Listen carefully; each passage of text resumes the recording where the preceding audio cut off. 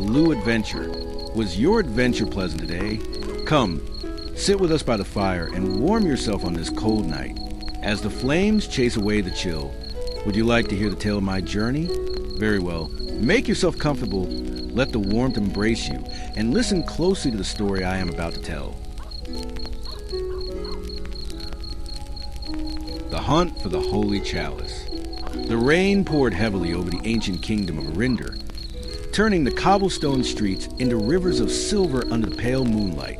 Deep within the grand hall of Castle Windmere, King Alaric sat upon his throne, his face lined with worry. The kingdom had been plagued by droughts, wars, and famine for years, and the people's hope had begun to fade. Legend spoke of a sacred relic hidden beyond the known lands, the Holy Chalice, a vessel said to grant the power to heal the land and restore peace to all who drank from it. Many had searched for it, but none had returned. Among the knights gathered in the hall stood Sir Cedric, a young warrior known for his unwavering sense of duty and sharp mind. His armor was scratched from countless battles, yet his spirit remained unbroken. As the king's voice echoed through the chamber, he announced that the time had come to send forth a new quest, one that might decide the fate of the entire realm. Cedric felt the weight of the moment settle on his shoulders as the king's gaze met his. That night, Cedric stood alone on the castle battlements, staring out at the stormy horizon. The wind howled, carrying with it a strange whisper, as though the fates themselves called his name. He clenched his sword and swore to find a holy chalice, no matter the cost. The following dawn, he gathered a small band of companions. Eryndor, the kingdom's most skilled archer, Thane, a loyal but brash squire, and Brother Rowan, a monk who claimed to have studied the ancient prophecies surrounding the chalice. Together, they set out from the castle gates, their cloaks snapping in the wind, leaving behind a comfort home for the promise of salvation. As they rode into the misty woods, the journey ahead was uncertain, but each of them knew that the hunt for the Holy Chalice was more than just a quest. It was destiny. What none of them could foresee, however, was a dark shadow already moving against them, for there were others who sought the chalice for reasons far more sinister. The storm outside Castle Windmere raged like a warning from the heavens, yet inside the great hall the air was still, heavy with tension. Tapestries depicting the glory of past kings hung from the stone walls, their colors dulled by time. King Alaric's crown glinted faintly in the torchlight as he rose from the throne, his voice firm yet tinged with desperation. "The chalice is our last hope," he declared, his words echoing through the chamber. "Without it, Eryndor will fall to famine before the next harvest." The knights present exchanged uneasy glances. The Holy Chalice was no ordinary relic. It was said to be protected by trials designed by the gods themselves, trials that tested not only strength but the purity of one's heart. To fail was to vanish into the void, never to return. Sir Cedric stepped forward, his gauntlet hand resting over his chest as he knelt. "Your Majesty, grant me this quest. I swear by my life and my honor that I will not rest until the chalice is found." The king's eyes softened as he regarded the young knight. "Rise, Sir Cedric. You shall lead this quest, but know this path will demand sacrifice. Trust only those whose hearts you know are true." With that, the king dismissed the hall, leaving Cedric to prepare. Later that night, Cedric walked the castle corridors, stopping at the chapel to offer a silent prayer to the gods. Brother Rowan was already there, lighting a single candle at the altar. "The winds are stirring," the monk said without looking at him. "The prophecy speaks of a knight whose courage will be tested beyond mortal limits." "I believe that knight is you." Cedric said nothing, but his jaw tightened as he turned his gaze toward the stained glass window of the Goddess of Light. At first light, the companions gathered at the castle gates. Eryndor stood with her bows slung across her back, her expression calm but her eyes sharp and alert. Thane was busy fussing with his pack, trying to look braver than he felt. Brother Rowan held a weathered scroll containing maps and half-forgotten texts, whispering prayers under his breath. Cedric mounted his horse, the dawn casting a golden glow over his steel armor. As the drawbridge lowered and the party rode out, the villagers gathered to watch in silence. Some crossed themselves for protection, others whispered blessings. Children waved, unaware of the true peril that lay ahead. The road before them wound into the mist-shrouded forest, where ancient secrets slumbered and danger waited in shadow. Somewhere far beyond the trees, in a darkened keep miles away, another figure stood before a black altar. The hooded figure's voice hissed like a serpent as they spoke to unseen forces. The chalice will be ours. Let them come. We will be ready. The storm clouds began to clear, but an unseen tension hung in the air, as though the world itself was holding its breath. The hunt had begun. The storm outside Castle Windmere raged like a warning from the heavens, yet inside the great hall the air was still heavy with tension.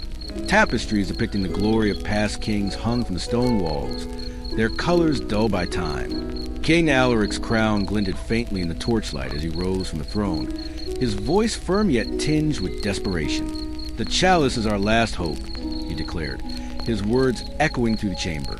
"Without it, Eryndor will fall to famine before the next harvest." The knights present exchanged uneasy glances. The Holy Chalice was no ordinary relic.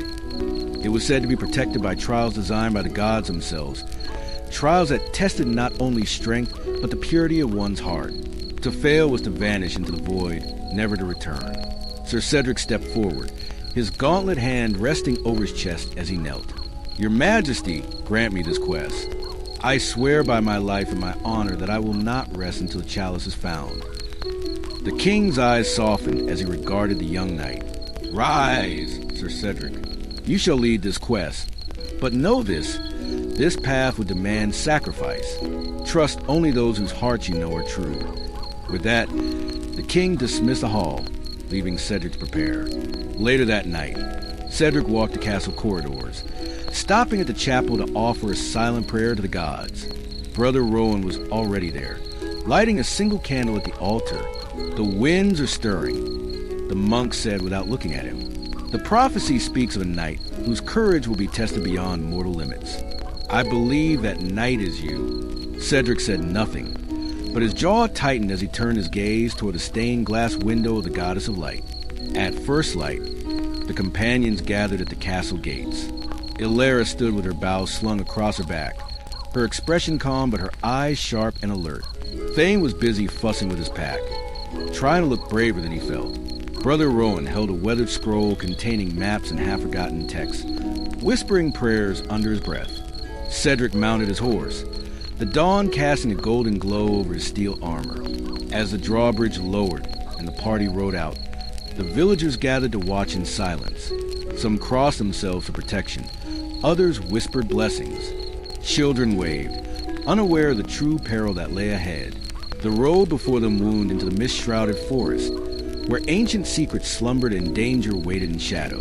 By nightfall, the forest had grown dense, and the air was damp with the scent of moss and rain. Cedric called for the group to stop in a clearing, where they built a small fire and huddled around it. Sparks rose into the night sky, vanishing into the thick branches overhead. Elara sat sharpening her arrows, her keen eyes scanning the darkness beyond the campfire's glow. "We are being watched," she said softly. Thane froze mid-bite of his ration. "Watched? By what?" he whispered nervously. Brother Rowan glanced at the tree lean, his expression grim. "Old spirits linger in this forest," he said. "If the chalice lies ahead, the trials will begin soon, perhaps sooner than we think." As if an answer, the fire flickered violently, and a sudden gust of wind extinguished it completely. Darkness swallowed the camp. From somewhere beyond a clearing came a low, echoing growl, not entirely human, not entirely beast.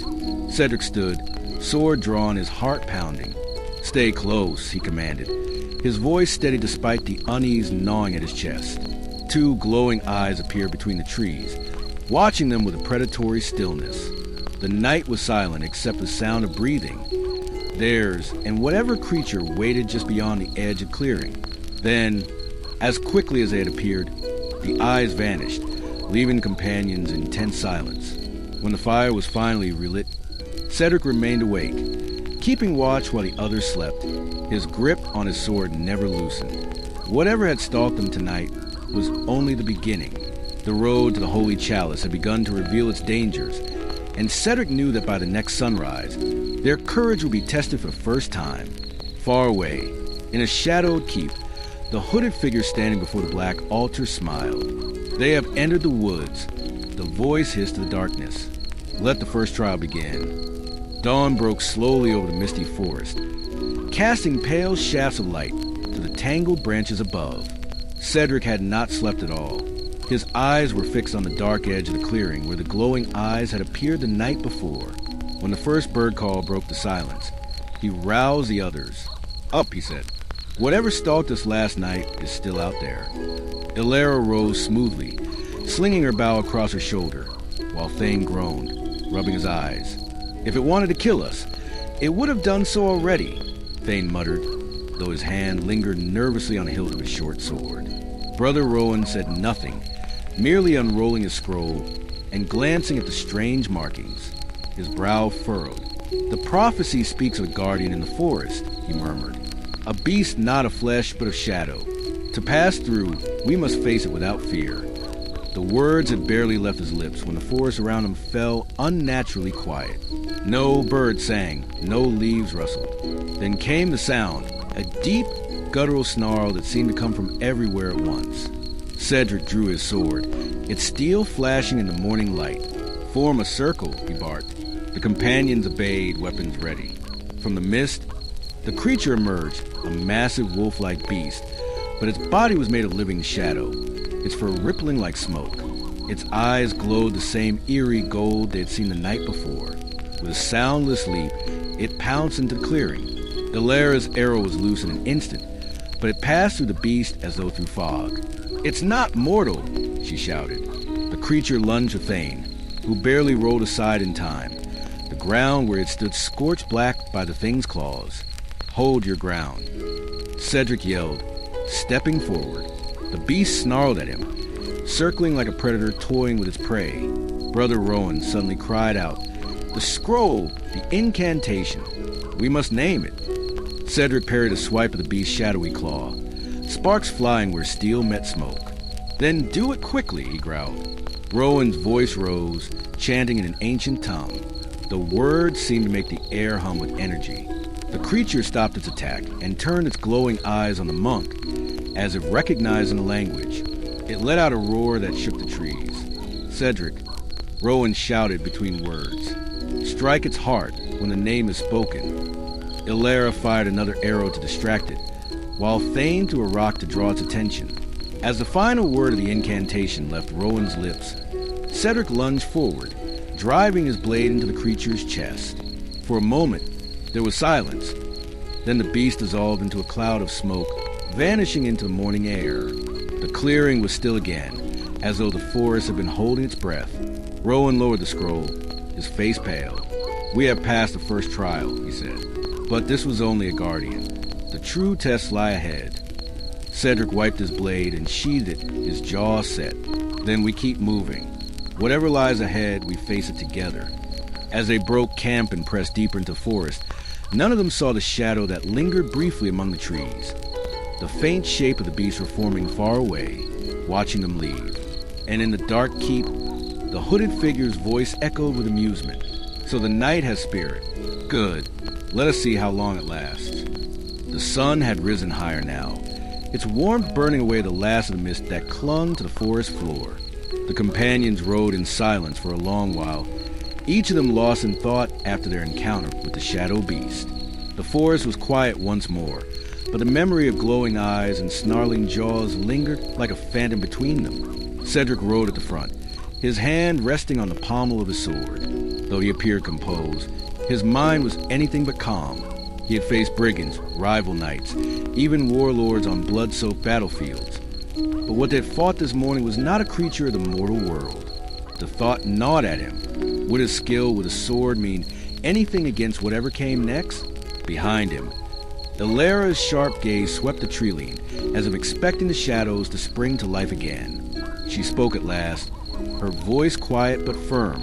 "You hesitated before striking." Cedric glanced back at her, frowning slightly. "I waited for Rowan's signal." "That's not what I mean," Elara said.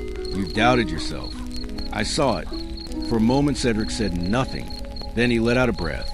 "I've fought many things," he admitted, "but never something I could barely see. I wondered if I would even land the blow. If I failed." He trailed off, shaking his head. Rowan's voice came from the rear. You did not fail, the monk said calmly, and that is what matters. Thane, who had been unusually quiet since the battle, finally spoke. I froze, he confessed, his tone heavy with shame. When it came for me, my legs wouldn't move. I thought I was going to die. Cedric slowed his horse so he could look Thane in the eye. You moved when it mattered, he said. You threw that rock and bought me the chance to strike. Fear is no sin, Thane. It's what you do despite the fear that counts. The squire nodded, though his grip on the reins was still tight. Later that night, they camped near a stream, the sound of running water bringing a strange comfort after the events of the day. The firelight cast flickering shadows on their faces as they shared a simple meal. Rowan spoke quietly of the prophecy of the night, the archer, the monk, and the young one who would face the trials together. It does not name us, he said, but I believe we are meant to walk this path. Elara stared into the fire. I joined this quest because I owe a debt to the king, she said after a long pause.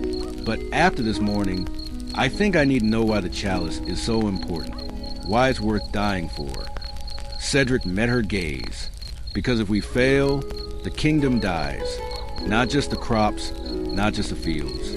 Our people's hope dies with it. I can't let that happen. For the first time since leaving the castle, a faint smile touched Alara's lips. Then I suppose I will see this through, even if the shadows return. As the fire crackled, the tension between them began to ease. For the first time, they felt less like strangers thrown together by duty and more like companions bound by a shared purpose. But as they laid down to sleep, the wind carried a faint whisper through the trees, not words, but something that stirred unease in their hearts. And miles away, the hooded figure in the dark keep watched their progress through a scrying mirror, lips curling into a cruel smile. They are beginning to trust one another, the figure murmured. Good. Trust makes the breaking all the sweeter. The following day, the forest began to thin and shafts of golden light fell more freely through the canopy.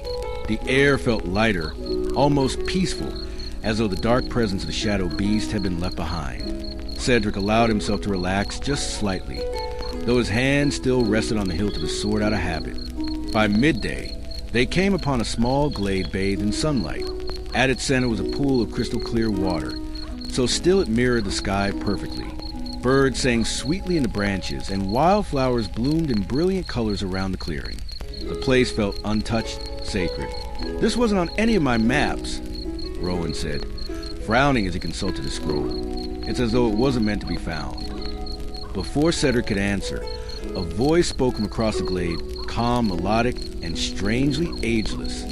Few who walk these woods are meant to find this place. The companions turned, hands going to their weapons, but what stepped from the trees was no enemy. It was a traveler, clad in a dark green cloak that seemed to blend with the forest itself. Their face was partially hidden beneath the hood, but what could be seen was serene, neither young nor old. Who are you? Cedric demanded, keeping his sword low, but ready. Merely a wanderer, the figure replied, stepping closer. One who has walked the road you now walk, and knows the price they demand. Alara's eyes narrowed. You know of the chalice. The wanderer gave a faint smile. I know more than most. The chalice is no mere relic of gold and stone. It is a test, a mirror to the soul of those who seek it. If you are worthy, it will heal what is broken. If you are not, the figure's voice trailed off, and their gaze turned distant. It will destroy you. Rowan stepped forward, curiosity shining in his eyes. Then tell us, where must we go next? The wanderer knelt by the pool, dipping a hand into the water. Ripples spread across the surface. An image began to form, mountains jagged and snow-capped, with a single narrow pass cutting through them like a scar. The path leads here, the wanderer said, but beware the crossing. The mountains are cursed. Not all dangers take the shape of beasts. Cedric studied the image, then nodded. Thank you, but why help us? For a moment, the wanderer said nothing. Then with a faint smile they replied, because I once sought the chalice myself. I failed the trial and was given a choice, to vanish into void or to remain as a guide for those who came after. Perhaps you will succeed where I did not. With that, The wanderer stood, stepping back into the shade of the trees. Rest here while you can. This glade is safe. But do not linger too long. The world beyond will not wait. And then, with a shimmer of light, the figure was gone, as though they had never been there at all. For a long while, no one spoke. Then Thane whispered, "Do you think they were real?" Cedric knelt by the pool, touching the cool water with his fingers. Real or not, the warning was clear. We go to the mountains. That night, they camped in the glade, their first true moment of peace since leaving Windmere. Elara allowed herself to laugh at one of Thane's clumsy jokes, and even Cedric managed a faint smile. But as Cedric lay awake staring at the stars, the wanderer's words echoed in his mind. "If you are not worthy, it will destroy you." Somewhere far away, thunder rumbled over the mountains. The morning after their stay in the glade, the companions broke camp feeling refreshed, their spirits lighter. The forest slowly gave way to rolling hills, and in the distance, the jagged peaks of the mountains loomed like teeth tearing into the sky. Their beauty was undeniable, but there was a coldness to them that made Thane shiver despite the sunlight. The road narrowed as they entered a valley, the hills on either side rising steeply, casting long shadows. Cedric slowed his horse, scanning the ridges above them. "Stay alert," he warned. "This is a perfect place for an ambush." Almost as if on cue, a sharp whistle split the air. Before anyone could react, a figure dropped from the ridge ahead, landing in the road with the grace of a predator. Another appeared behind them, then more to the left and right, until the companions were surrounded. They were not brigands, at least not ordinary ones. Each wore tattered cloaks and strange bone masks shaped like snarling beasts. Their weapons were jagged, cruelly forged from black iron, and they moved with eerie coordination. Travelers on the King's Road. One of them rasped, their voice muffled by the mask. "You should not have come this way." Cedric's sword was in his hand. In an instant, we seek passage through the valley. Step aside, and no blood needs to be spilled. The masked leader tilted their head, as though amused. "You speak like a knight, but do you bleed like one?" With a sudden, bone-chilling cry, the raiders charged. Elara loosed 2 arrows in rapid succession, striking one attacker through the chest and another through the leg, but they barely seemed to slow. Thane stumbled back, blocking a blow with his shield as sparks flew. Cedric met the leader head-on, their blades clashing with metallic scream. These were no mere men. Their movements were too fast, too precise, and when Cedric cut one down, the figure dissolved into black smoke instead of blood.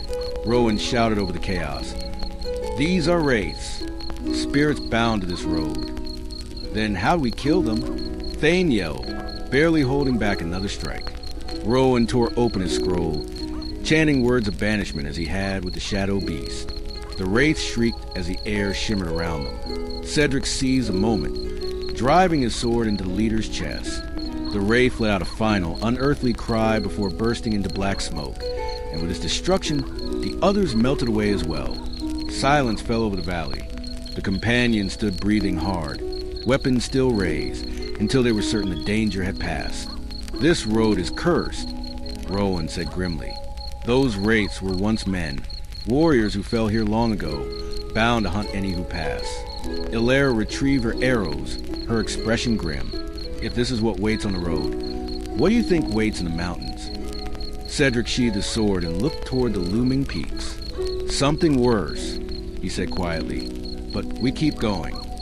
As they moved on, none of them noticed a faint mark that had appeared on Cedric's blade, a black sigil that pulsed faintly as though alive. Far away in the dark keep, the hooded figure traced a finger over an identical sigil glowing on the surface of the scrying mirror. "Good," they whispered. "The night has been marked. The mountains will see to the rest." By dusk, the valley road widened and the first signs of civilization appeared. A thin trail of smoke rising from chimneys, the faint clatter of tools against wood. The companions crested a small hill and saw a village nestled at the foot of the mountains, its rooftops scattered like brown tiles against the fading light. "It looks quiet," Thane said, sounding almost hopeful. "Too quiet," Elara muttered, her sharp eyes scanning the streets below. Indeed, though there was movement, a farmer leading a mule, A child darted between houses. There was no laughter, no song. The entire place felt muted, as though a shadow hung over it. When they rode into the village, the few villagers they passed stopped what they were doing and watched in silence. Some crossed themselves, others whispered prayers. Cedric dismounted, approaching an old man sitting on the steps of the tavern. "We seek shelter for the night," Cedric said respectfully, "and news of the mountains." The old man squinted at him, then spat into the dust. "Fools," he said simply. "No one goes into the mountains and returns." Rowan stepped forward, holding out a small coin. "Please, we've come far. Tell us what you know." The man accepted the coin and leaned closer. "There is something up there, a darkness. Some say it is a curse of the gods, others that it is a sorcerer's work. Travelers speak of hearing voices that are not their own, of seeing their loved ones walking among the rocks, calling their names. And those who follow," his voice trailed off and he shook his head, "their bodies are never found." Inside the tavern, they found a table near the fire. The innkeeper, a stern woman with gray streaks in her hair, brought them bread and stew without a word. When she finally spoke, her voice was low and urgent. "You are not the first to pass through here seeking the chalice," she said. "Months ago, a man came with others at his back, a hooded man with a silver ring shaped like a serpent. He asked the same road you will take." Cedric's heart sank. "And did they return?" The innkeeper's face hardened. "No, only the hooded man returned, and he was smiling." Elara's fingers tightened around her cup. "So he's ahead of us, or waiting for us." Rowan glanced at Cedric. "The figure in the keep," he said softly. Cedric nodded grimly. "Then we know our enemy walks the same path we do." Later, as the others slept in the loft above the tavern, Cedric stayed awake by the window, staring at the moonlit mountains. The black sigil on his blade pulsed faintly, as though reacting to the peaks beyond. Downstairs, the innkeeper quietly locked the doors and whispered to her husband, "They will die up there, just like the rest, and may the gods have mercy on them if they don't."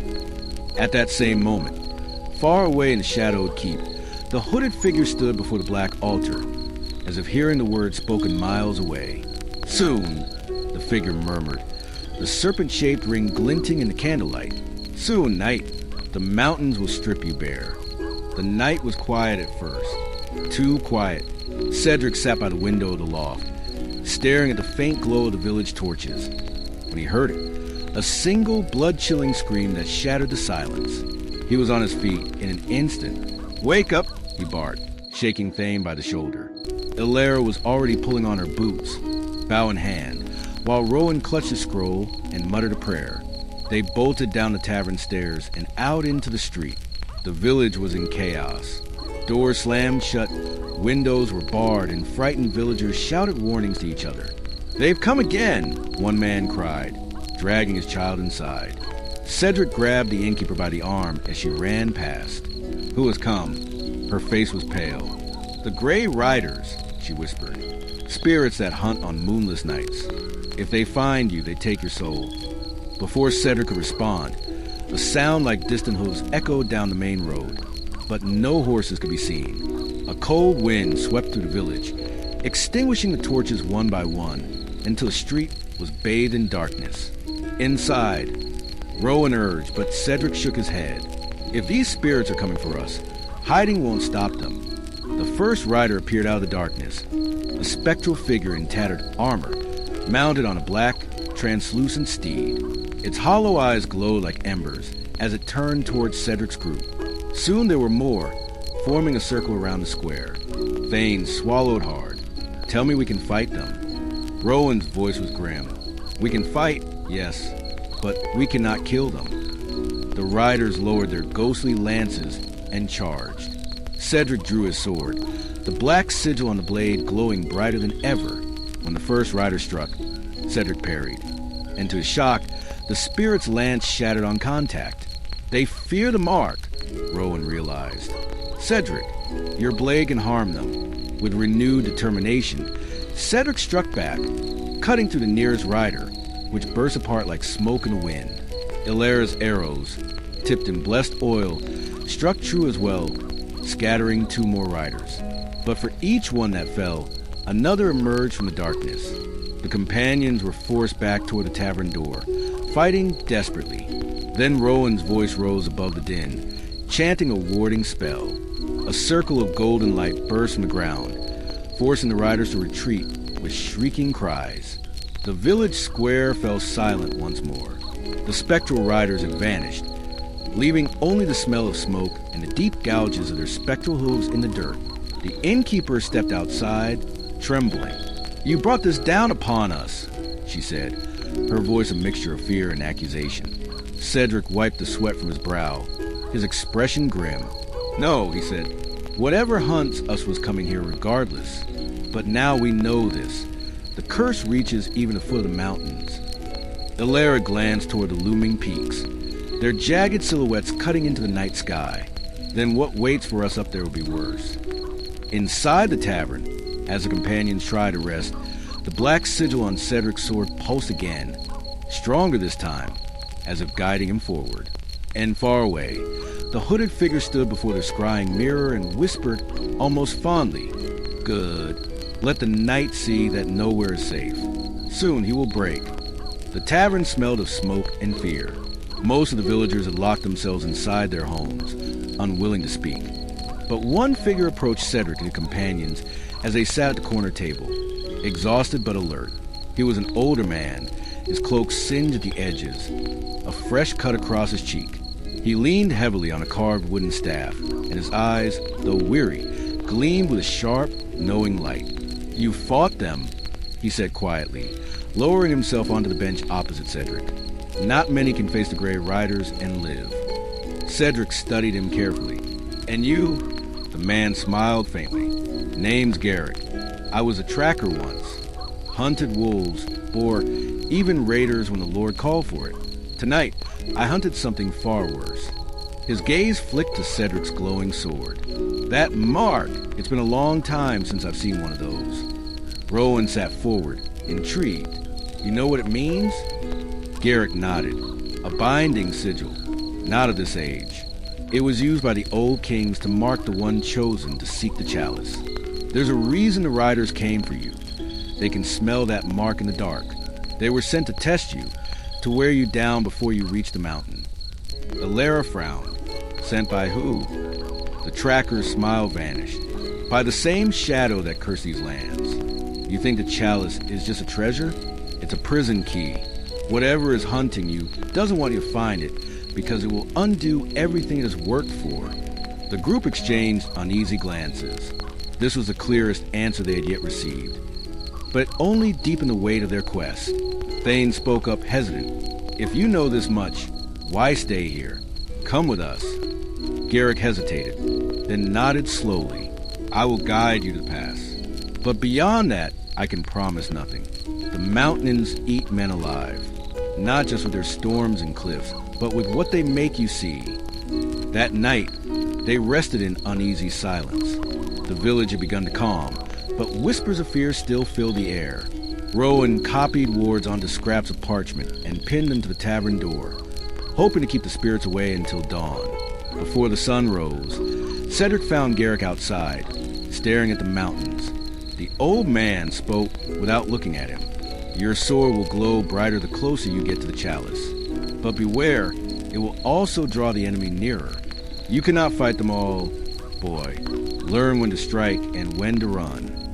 Cedric gripped the sword hilt, feeling its steady pulse beneath his hand.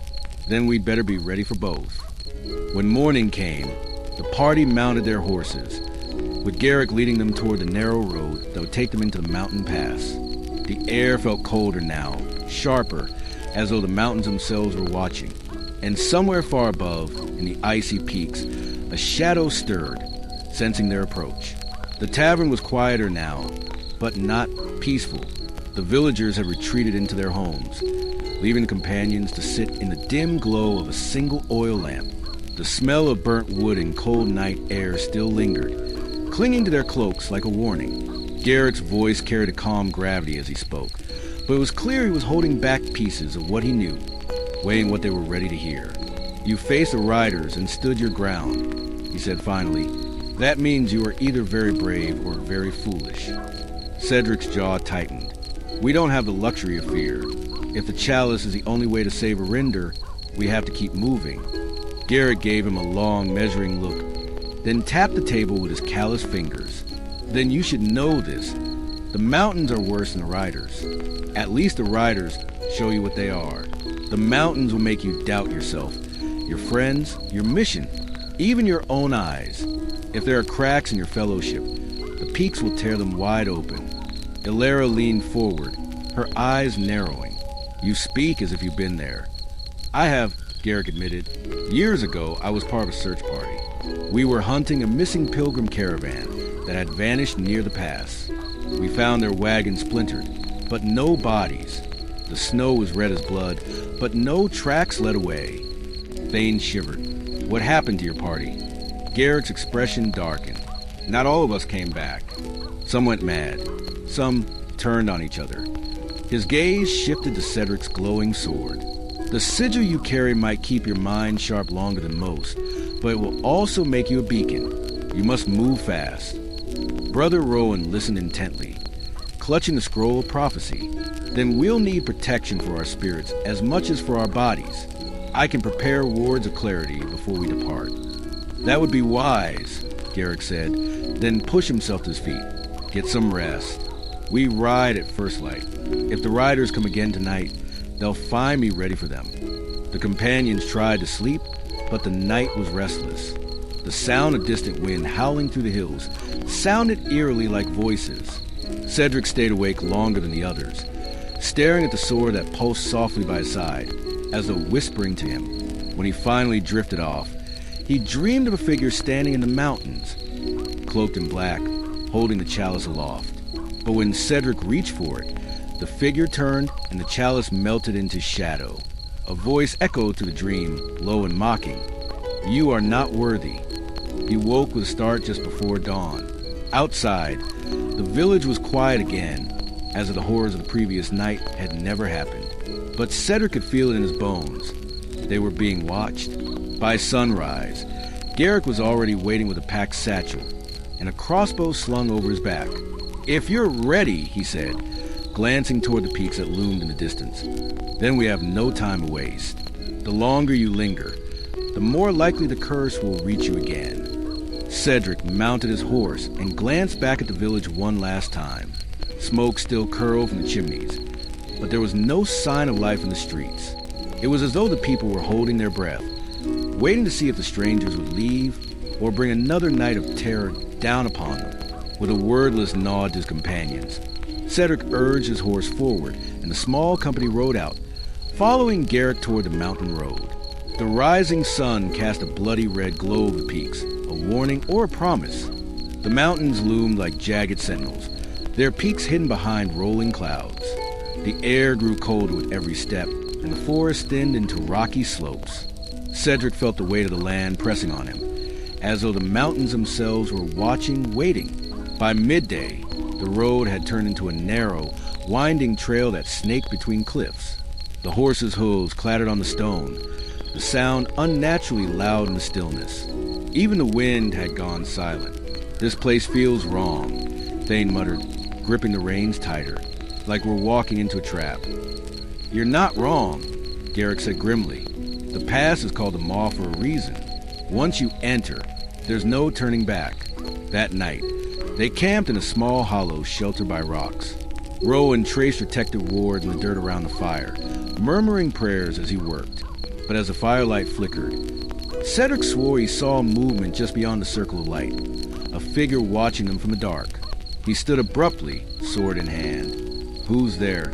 The others froze, following his gaze, but there was nothing, only shadows. When Cedric finally lay down to sleep, the dreams came quickly, visions of his village burning, his mother's voice calling out to him, begging him to turn back. He woke with a start to find Elara standing over him, bow drawn. You were talking in your sleep, she whispered, and you almost drew your sword on me. Cedric's heart pounded as he glanced around. Thane was pale, sitting near the fire with a faraway look in his eyes. I saw my father, the squire said hollowly. He said I'd never be a knight, that I'd die out here alone. These are not just dreams, Rowan said, his face tight. The mountains are reaching into our minds. Before Cedric could respond, a distant rumble echoed through the pass. At first they thought it was thunder, but then the rocks above him shifted. An avalanche. Move! Garrick shouted, grabbing Thane by the arm. The companions scrambled as boulders crashed down around them, shattering the wards Rowan had drawn. Dust filled the air, choking their lungs. When the rumbling stopped, they were scattered, Cedric and Elara together. Garrick and Thane trapped on the other side of a newly fallen rock wall. Rowan's voice could barely be heard through the stone. We're cut off, Garrick called. Find another way around. We'll meet you near the summit. Cedric hesitated. Splitting up was dangerous, but there was no choice. With a nod, he and Elara turned deeper into the narrow path that twisted along the mountainside. As they moved, Cedric's sword began to glow brighter, casting pale light across the rocks. That was when they saw it. Claw marks gouged into the stone, deep and fresh, far too large to belong to any normal beast. Elara's grip on her bow tightened. Whatever made those, it's hunting too. Far away, a guttural roar echoed through the peaks, shaking loose small stones that skittered across the path. And in the shadows, just for an instant, Cedric thought he saw two glowing eyes watching them. He swallowed hard, steeling himself. We keep moving. Whatever's waiting for us, we'll face it together. But in his heart, he knew the worst trials had yet to come, and that the mountains were only beginning to bare their teeth. The avalanche left the world strangely quiet, as if the mountains themselves were holding their breath. Cedric coughed the dust from his lungs, the glow of his sword cutting through the haze. Elara stood beside him, her bow still in hand, her sharp eyes scanning the shadows. We're cut off, Cedric said, his voice low. His knuckles whitened on the hilt of his blade. And we don't know what's out here. Elara met his gaze, calm but fierce. Then we stay sharp. Garrick will keep Thane alive. I'm more worried about what the mountain will show us next. They pressed forward, following the narrow trail deeper into the pass. The moonlight seemed pale and far away, and every gust of wind sounded like a whisper. The path grew narrower, the cliffs pressing around them like teeth, and Cedric felt the weight of the peaks above, as though the entire mountain was leaning closer to listen. They came upon a frozen pool, its surface cracked like shattered glass. In the moonlight, Cedric saw shapes moving beneath the ice, shapes that looked disturbingly human. He blinked, and they were gone. Hallucinations, Elara said quietly, though her voice betrayed a hint of unease. They're trying to break us. Or warn us, Cedric replied, his hand tightening on the sword hilt. Not long after, they found the remains of an old campsite, broken pots, scraps of rotting leather, and a rusted sword still lying where someone had dropped it. Cedric knelt, brushing away frost to reveal strange symbols carved into a nearby stone. Rowan's voice echoed in his memory. The mountains will make you doubt yourself, your friends, your mission, even your own eyes. Someone was here before us, Cedric murmured, and they'd make it out. Before Elara could reply, a distant howl rang out, low, guttural, and close enough to send shivers down Cedric's spine. It was answered by another, farther up the pass. Not wolves, Elara whispered. Too deep. Then came the sound of claws scraping on stone. The two of them backed toward the cliff wall, Cedric raising his sword. Out of the dark came a shadow, tall, misshapen, its outline barely visible. Only its eyes gleamed, reflecting the faint glow of Cedric's blade. For a moment, it just watched them. Then it moved, fast. Cedric swung, the sword's light flashing as it struck. The creature recoiled with a hiss, vanishing into the shadows with impossible speed. It fled. Elara breathed, lowering her bow slightly. No, Cedric said, his gaze fixed on the darkness ahead. It's hunting us. They quickened their pace, the sound of claws following them along the cliffs.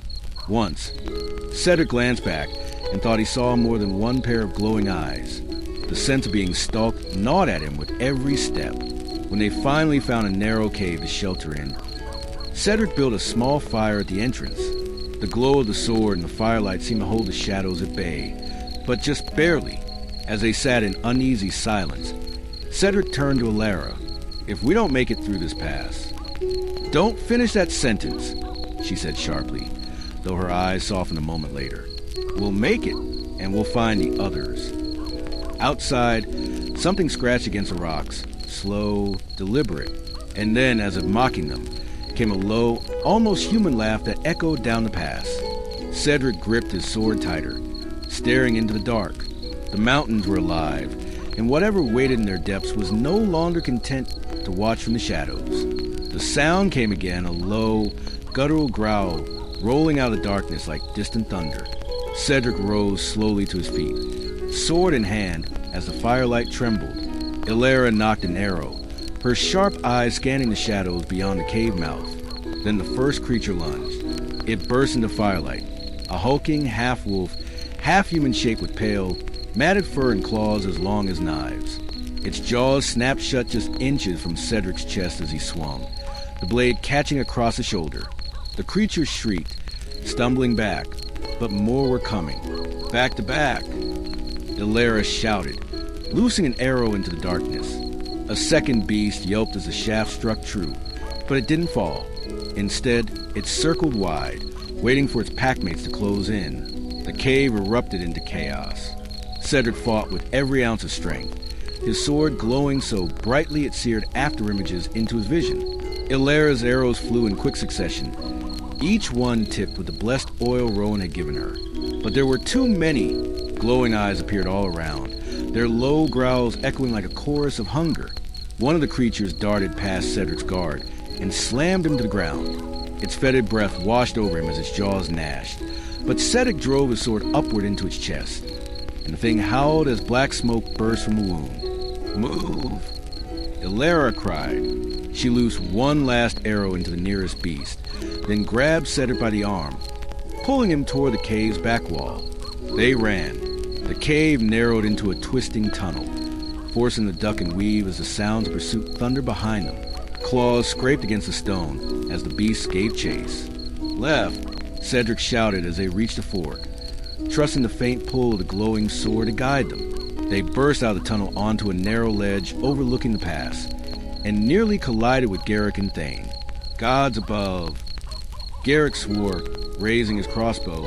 Down! Cedric dropped, and Garrick fired. The bolt, carved with wards, struck one of the creatures squarely in the chest.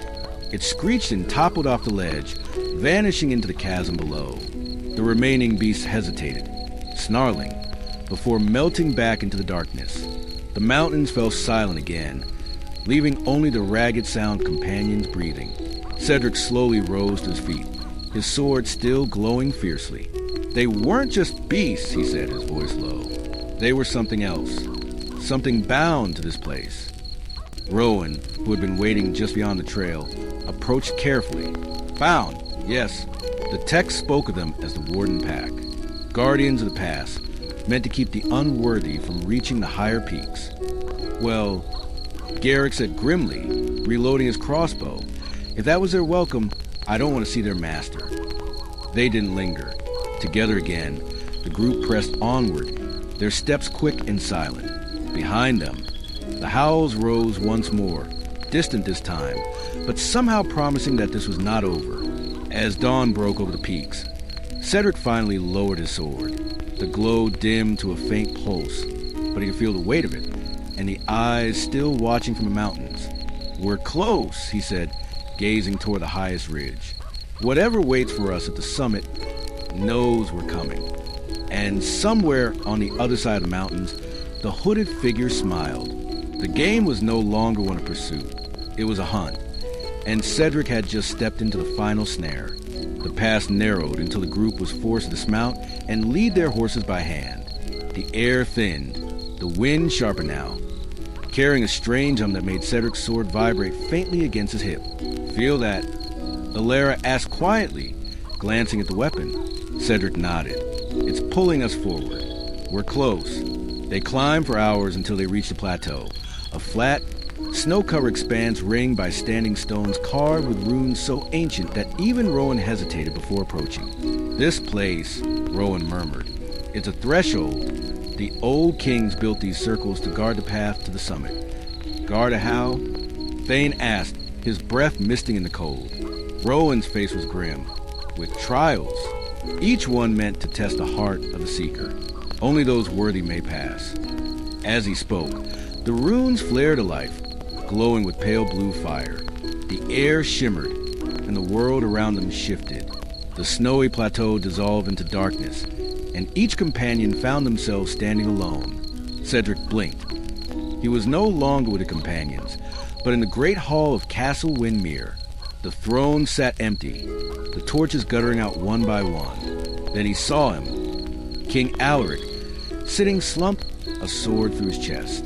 "You failed me," the king's voice echoed, hollow and accusing. "You led them to ruin." Cedric's chest tightened. "This isn't real, isn't it?" The king's corpse whispered.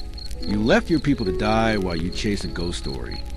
Cedric gripped his sword, forcing himself to step closer to the throne. "I didn't leave them. I'm saving them. And I will not let you or anything else break me." The vision shattered, leaving him standing alone among the stones, breathless but stronger than before. Elsewhere, Elara found herself standing in the forest of her childhood, her bow in hand. A deer stood before her, wounded, struggling to breathe. When she knelt to help it, the deer spoke with her brother's voice, the brother she had lost in the last war. "You left me to die," it said, blood staining the snow. Tears stung her eyes, but she steadied her breath and lowered her bow. "I can't change the past," she whispered, "but I will not lose the people I have left." The deer's body dissolved into mist, and Elara found herself back at the circle. One by one, each companion faced their trial. Thane stood before a mirror that showed him as a full knight, strong, fearless, adored by the court, only for the reflection to shatter and reveal a scared boy clutching a wooden sword. He had to choose whether to cling to the dream or accept the truth of who he was. Rowan's trial was the hardest, a vision of fire consuming the abbey he had sworn to protect. The shadowy figure from his nightmares stood in the flames, offering him the chalice if he turned away from Cedric's quest. Rowan closed his eyes, refusing to bargain, and the fire died away. When the trials ended, the companions found themselves back in the snow, breathing hard but alive. The runes dimmed and a path opened to the stones, leading higher into the mountains. "They let us pass," Rowan said softly. "No," Cedric corrected, looking at his companions with renewed respect. "We proved we were worthy." They stepped forward together, the weight of what they had faced lingering, but so did a new strength, forged by their trials. And far above, on the summit, the hooded figure turned away from their scrying pool, whispering to the shadows, "Good, let them come. The final trial will break them yet." The wind howled like a living thing as the companions climbed higher. The trial had left them weary, but the path ahead offered no respite. Only narrow ledges, jagged rock, and the endless drop of the cliffs below. Snow began to fall, first as a light dusting, then as a blinding curtain. The mountains seemed to shake with every gust. Garrett cursed under his breath. "This is no natural storm," he shouted over the wind. Rowan nodded grimly. "It's the curse. The mountain is testing us one last time." As if an answer, a howl rose above the storm, deeper and closer than before. Then came another, and another. Soon the entire pass was filled with the sound of the Warden pack. "They're coming!" Elara called, already drawing an arrow. The first beast lunged out of the wideout, knocking Cedric back against the rock face. He barely had time to swing before another came from the other side, its claws slashing. Elara loosed an arrow that struck the creature squarely in the chest, but 3 more followed. The companions formed a circle, fighting shoulder to shoulder as the storm howled around them. Garrett's crossbow fired again and again, each bolt striking true, but the beast did not relent.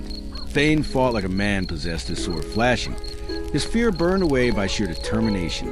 Cedric's own blade glowed so brightly now that it lit the swirling snow like a beacon. "They're trying to push us off the ledge." Cedric shouted, "We need higher ground." Garrett roared back, spotting a narrow ridge above them. Cedric hacked through the nearest beast and pointed. "There! Go!" One by one, they scrambled up the ridge, Elara and Cedric covering the rear as the pack swarmed beneath them. But as Cedric reached the top, the largest of the beasts appeared. Taller than any man, its eyes burning like coals. The Alpha, it leapt, slamming Cedric to the snow. Its weight pinned him, claws raking across his armor. Cedric raised his glowing sword just in time, driving the blade into the beast's chest. The Alpha let out a roar that shook the mountain, then dissolved into black smoke, vanishing into the storm. The other beasts froze, then melted away one by one, their glowing eyes winking out in the darkness. Silence fell over the pass, broken only by the moan of the wind. Cedric lay in the snow, gasping for breath, his sword still glowing faintly in his hand. "They're gone," Elara said at last, lowering her bow. "For now," Garrick replied grimly. "We've passed their test, or earned their hatred. Either way, they won't trouble us again." The storm began to ease, the clouds parting just enough for them to see the final path to the summit. The air felt heavy, charged with power, as though the mountain itself knew what was coming next. Cedric pushed himself to his feet and sheathed his sword. "Then we climb. No more delays." They pressed on, battered but unbroken, toward the peak where the hooded figure waited. Somewhere ahead, the chalice glimmered like a promise, or a threat, and for the first time, Cedric felt the strange pulse of the sword not just guiding him forward, but warning him. The climb was brutal, every step a battle against the thin air and aching muscles, but eventually the path leveled out. The storm had passed, leaving the world below veiled in silver mist. They stood on the summit at last. The sky stretched above them in cold, endless blue, the horizon a sweep of jagged peaks and shadowed valleys. It was beautiful, impossibly so, but there was no warmth in it, only a quiet that felt too deep, too heavy, as though the mountain itself were holding its breath. Cedric lowered his hood, letting the icy wind cut across his face. "This is it," he murmured. "Everything we've fought for leads here." Elara stood beside him, her bow unstrung for the first time since they had left the village. "Strange, isn't it?" she said quietly. "After all the blood and fire, it's so still up here, like the world is waiting to see if we succeed or fail." Garrick knelt near the edge, peering down at the valleys below. "We have a clean view of every approach," he said, but his voice lacked its usual gruff certainty. "Feels wrong. Feels too easy." Rowan was silent, fingers tracing the glowing hilt of Cedric's sword. "The air is thick with power," he said finally. "The chalice is near. I can feel it. But so is something else. Something watching." They gathered around a small outcrop, sitting for a rare moment of stillness. Thane broke the silence first. "When this is over," he said, staring at the snow under his boots, "I think I might stay out here a while, maybe find my own path. I don't know if I want to go back to the life I had before." Cedric glanced at him, surprised, but nodded. "You've earned that choice. All of you have." Elara gave a soft, humorless laugh. "We're not done yet, Cedric." "No," Cedric said, gripping the sword's hilt until the glow flared bright. "But we will be soon." The wind shifted, carrying with it a faint sound, a whisper like a voice caught on the air. The light seemed to dim, the sky taking on an unnatural shade of gray.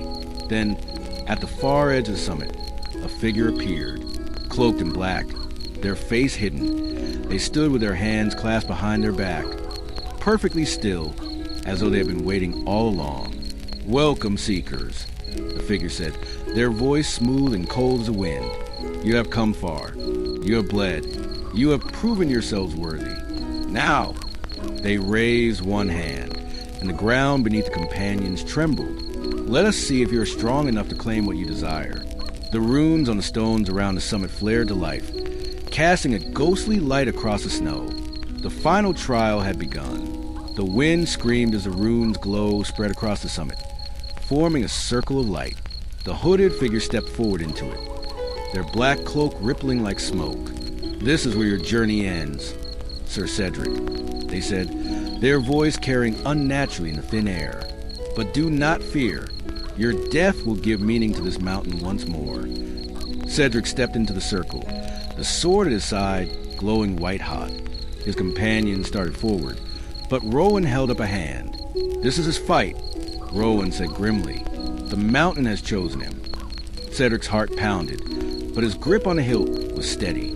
"If it's me you want," he said, "then face me. No shadows, no curses, just you and me." The figure chuckled, the sound low and mocking. "Very well." They cast back their hood. The face reveal was pale, gaunt, and strangely ageless, eyes glowing with a sickly light. Cedric felt a chill run down his spine. Not just fear, but recognition. "You," Cedric breathed. "You were one of the king's own seers." "Once," the figure replied, "before your precious court turned away from me and left me to rot. The chalice called to me, promised me vengeance, and I answered. With a gesture, they summoned a blade of shadow, black as obsidian, and the duel began. Cedric struck first, his glowing sword cutting a line of light through the gloom. The figure met it with their own weapon, and the clash of steel rang like thunder across the summit. Sparks, one white, one black, flew with every strike, scattering across the snow like falling stars. The fight was brutal. Cedric's training kept him alive, but the figure fought with speed and ferocity that tested every ounce of his strength. More than once, he was driven back to the edge of the circle, boots slipping in the snow. Below, Eryndor and the others battled the forces the duel had unleashed. Spectral wolves, flares of lightning, stones tearing free from the ground. They held the circle, protecting Cedric's space, but they could not interfere. "Why fight so hard?" the figure taunted, driving Cedric to his knees with a vicious blow. "You think the chalice will save your kingdom? It will only curse it as it cursed me." Cedric spat blood into the snow, forcing himself to stand. "Maybe it isn't the chalice that saves us," he said through clenched teeth.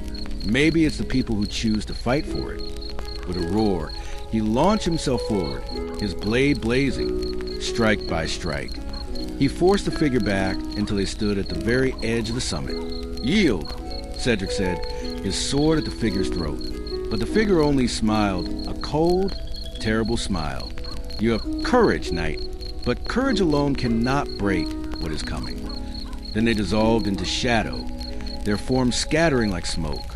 The runes dimmed, and silence returned to the summit. Cedric fell to one knee, breathing hard, the sword's glow finally fading. "They're gone," Eryndor said, rushing to his side. "No," Cedric said, gripping the hilt tightly. "Not gone. Waiting." He looked toward the far side of the summit, where the entrance to the final chamber lay, the place where the chalice was kept. "This isn't over," Cedric said, rising to his feet. "The last choice is still ahead of us." And together, they stepped toward the final trial.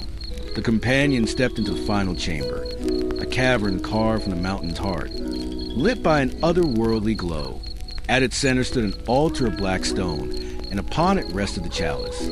It was beautiful, wrought of silver and gold, but as Cedric approached, he felt its weight pressing against his very soul. Images flashed in his mind, visions of kingdoms rising and falling, of plagues and blessings, of lives saved and lost. "The fate of your kingdom lies in your hands, knight," Rowan said quietly. Cedric reached for the chalice, and the air grew cold. The hooded figure reappeared, fully formed this time, their eyes blazing. "You cannot take it," they hissed. "It belongs to me."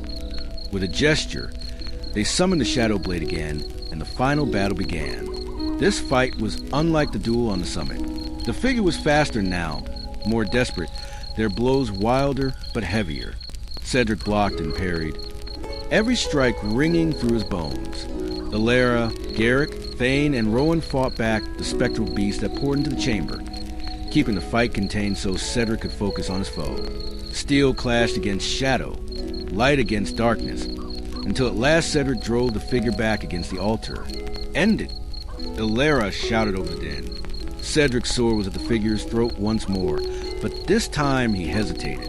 "You could strike me down," the figure said, voice ragged, "but the curse will not break. The chalice will still twist everything it touches." Cedric looked at the chalice. It pulsed faintly, as though alive, promising power, enough to save his people, perhaps enough to destroy them too. He realized then that the choice was not simply to fight or to flee, but to decide what future the kingdom deserved. "Cedric," Rowan said urgently, "you must choose. Take the chalice and wield its power, or destroy it and end this curse forever." Time seemed to slow. Cedric thought of the king's empty throne, of the villages they had passed, of the friends who had bled beside him. He turned to the figure. This ends now. With a single motion, Cedric drove his glowing sword into the chalice. Light exploded outward, blinding and pure, shattering the altar and sending a shockwave to the mountain. The hooded figure let out a scream that turned into a whisper, and then was gone, dissolved into nothingness. When the light faded, the chamber was silent. The chalice was gone, leaving only shards of gold on the stone floor. Cedric fell to his knees, exhausted. "You destroyed it," Eryndor said softly, stepping beside him. He nodded. "Power like that was never meant for us. We have to build a future with our own hands, not with a curse." Outside, the mountain was quiet. The storm had passed completely, the sky clear and bright. As they descended, Cedric felt a strange peace settle over him. The quest was over, but their work was only beginning. When they reached the base, Thane turned to him with a faint smile. "So what now, Sir Cedric?" Cedric looked toward the distant horizon.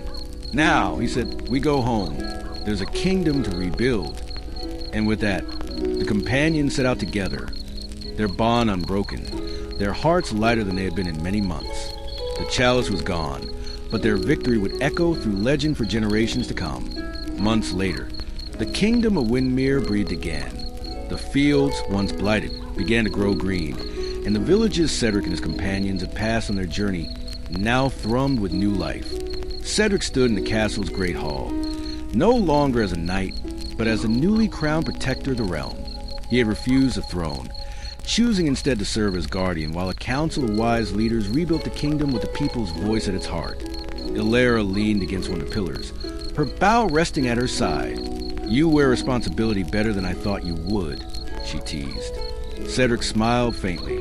"It's heavier than any sword I've ever carried." "Then it suits you," she said softly. Thane had joined the royal guard, his boyish grin replaced by quiet confidence. He saluted Cedric before heading to the training yard, eager to guide a new generation of squires. And Rowan, ever the scholar, had returned to the abbey, rebuilding its library and writing down the story of their quest so that none would forget what had been sacrificed on that mountain. One evening, Cedric climbed the western tower and looked out toward the distant peaks where the chalice had been destroyed.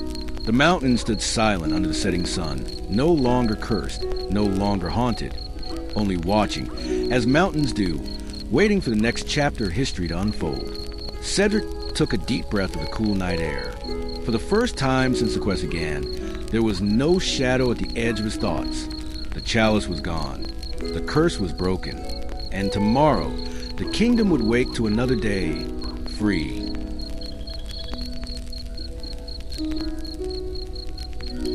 How was my story today?